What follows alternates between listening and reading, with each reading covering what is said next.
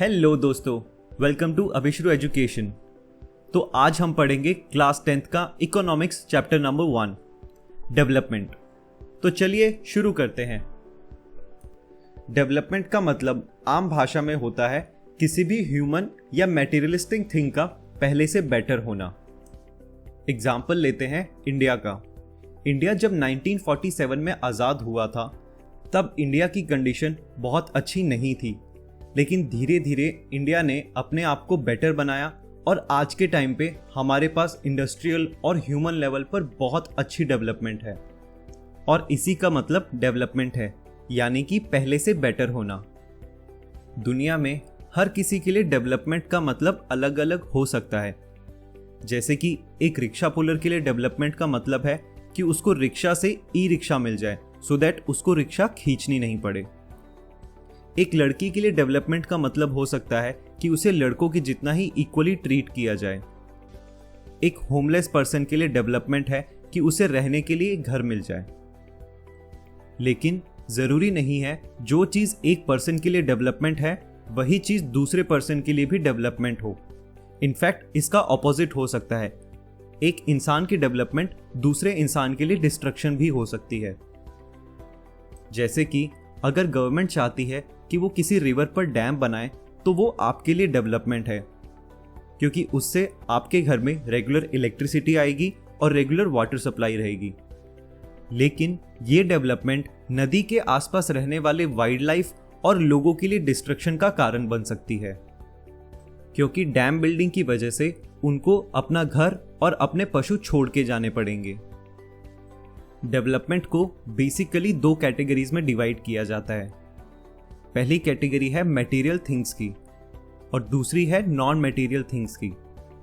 Material things में वो सारी चीजें आती हैं जिनसे आप मटेरियल चीजों को खरीद सकते हैं, जैसे कि पैसा, प्रॉपर्टी, स्टॉक्स और शेयर। और नॉन मटेरियल थिंग्स में वो चीजें आती हैं जिनको आप खरीद तो नहीं सकते, लेकिन क्वालिटी ऑफ लाइफ को बेटर करने के लिए वो चीजें बहुत जरूरी है, जैसे freedom, security, respect for others और इक्वल ट्रीटमेंट। किसी भी इंसान के लिए डेवलपमेंट गोल्स का मतलब होता है मटेरियल और नॉन मटेरियल थिंग्स के डेवलपमेंट में बैलेंस। एग्जाम्पल लेते हैं 2 लोगों का। पहला इंसान जिसके पास बहुत सारा पैसा है लेकिन दोस्त नहीं है, और दूसरा इंसान जिसके पास ठीक ठाक पैसा है लेकिन अच्छे दोस्त हैं। तो आप खुद सोचिए, इन दोनों में से किसकी लाइफ में डेवलपमेंट ज्यादा बेटर है, पहले इंसान के पास या दूसरे इंसान के पास? बिल्कुल सही, दूसरे इंसान की डेवलपमेंट ज्यादा अच्छी है, क्योंकि उसकी लाइफ में मटेरियल और नॉन मटेरियल थिंग्स का एक बैलेंस बना हुआ है।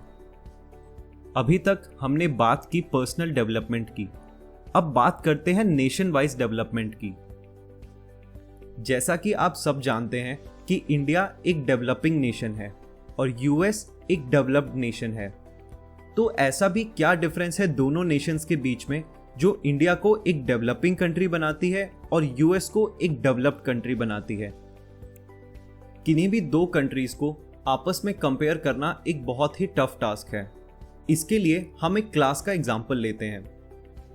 जैसे कि क्लास में बहुत सारे स्टूडेंट्स होते हैं जिनकी अलग अलग कैरेक्टरिस्टिक्स और अलग अलग टैलेंट होता है। फॉर एग्जाम्पल, एक स्टूडेंट ऐसा है जो बहुत स्टूडियस है लेकिन वो हेल्दी नहीं रहता। एक स्टूडेंट है जो बहुत ही अच्छी डांसर है लेकिन उसकी मैथ्स थोड़ी वीक है। एक शाई स्टूडेंट है जो बात तो बहुत कम करता है लेकिन कंप्यूटर साइंस की नॉलेज बहुत ज्यादा है। अब ऐसे में 2 स्टूडेंट्स को कैसे कंपेयर किया जाए कि कौन सा अच्छा है और कौन सा बुरा? सेम ऐसे ही कंट्रीज में होता है, क्योंकि हर कंट्री में पॉपुलेशन अलग अलग होती है, हर कंट्री के पास रिसोर्सेज अलग अलग हैं, और इसी वजह से 2 कंट्रीज को कंपेयर करना एक बहुत ही प्रॉब्लमेटिक सिचुएशन है। लेकिन कुछ इंटरनेशनल स्टैंडर्ड्स के हिसाब से 2 कंट्रीज को कंपेयर किया जाता है। चलिए उनके बारे में पढ़ते हैं। 2 कंट्रीज को कंपेयर करने के लिए सबसे इंपॉर्टेंट जो फैक्टर है वो है मनी, या फिर उस कंट्री की इनकम। दुनिया में जितनी भी डेवलप्ड कंट्रीज हैं उनमें 90% कंट्रीज ऐसी हैं जहां पर लोगों की इनकम बहुत हाई है कंपेयरिंग टू डेवलपिंग कंट्रीज जहां पर लोगों की इनकम बहुत हाई नहीं है। किसी भी कंट्री को इनकम वाइज कंपेयर करने के लिए उस कंट्री के पर कैपिटा इनकम को नापा जाता है, यानी कि ऑन एन एवरेज उस कंट्री के लोग कितना पैसा कमाते हैं, जिसका फॉर्मूला है total income of the country divided by population of a country. इससे हमें यह पता लग जाता है कि ऑन एन एवरेज एक इंसान उस कंट्री में कितना पैसा कमाता है, और यही पर कैपिटा इनकम डिफरेंशिएट करती है मनी के बेसिस पे दो कंट्रीज को। 2017 में वर्ल्ड डेवलपमेंट रिपोर्ट्स के अनुसार जिन कंट्रीज की पर कैपिटा इनकम $12,056 से ऊपर होती है उन कंट्रीज को रिच कंट्रीज कहा जाता है, और जिन कंट्रीज की पर कैपिटा इनकम $955 से नीचे होती है उनको लो इनकम कंट्रीज या पुअर कंट्रीज कहा जाता है।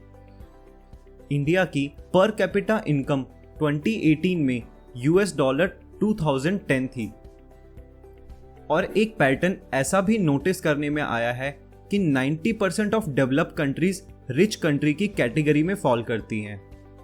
और इसी रिपोर्ट से ये भी प्रूफ हो जाता है कि पर कैपिटा इनकम एक इम्पॉर्टेंट फैक्टर है किसी भी कंट्री को डेवलप्ड या डेवलपिंग कंट्री की कैटेगरी में रखने के लिए।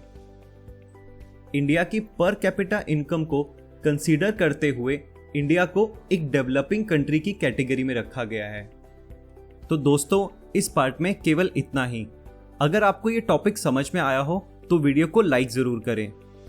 इस टॉपिक से रिलेटेड अगर आपके पास कुछ क्वेश्चंस हैं तो नीचे उन्हें कमेंट सेक्शन में पोस्ट करें। अभिश्रु एजुकेशन को ज़रूर सब्सक्राइब करें और नोटिफिकेशन बेल को प्रेस कर दें सो दैट नए चैप्टर की नोटिफिकेशन आपके पास पहुंच जाए। तब तक के लिए अपना ध्यान रखिए और मिलते हैं अगले पार्ट में। बाय।